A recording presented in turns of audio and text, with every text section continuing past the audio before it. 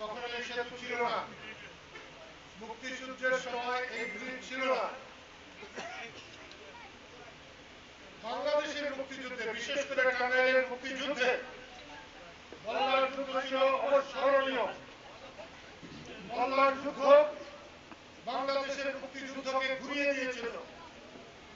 আমি যখন রতনগঞ্জ থেকে আসছিলাম বল্লার দিকে, আবির সরকারের বাড়ির কাছাকাছি কতজন বলেছিল ঠান্ডু মুক্তারের বলা ভজ্র ওই যুদ্ধ তারা দেশটা চালাইলো, মানে ধরে গেল দরকার।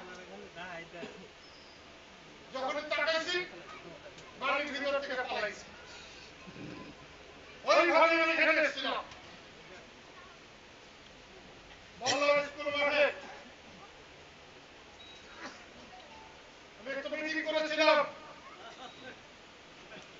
বলেছিলাম মুক্তিযুদ্ধ শুরু হয়েছে, যারা মুক্তিযুদ্ধের পক্ষে থাকবে তারা হেফাজত হবে,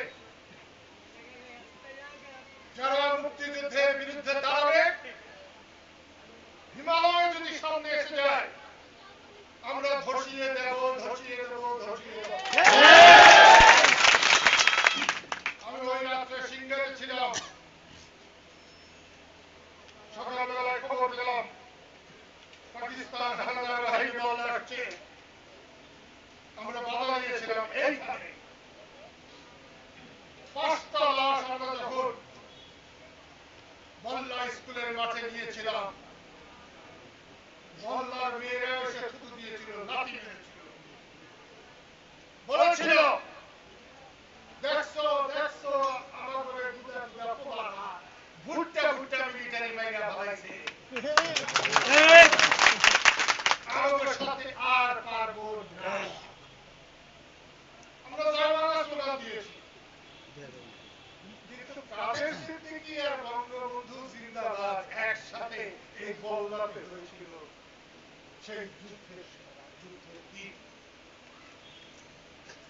আমি আজ থেকে 10-15 আগে এইখানে মিষ্টির দোকান করছি, ওখানে আমি একটু দাঁড়াইছিলাম।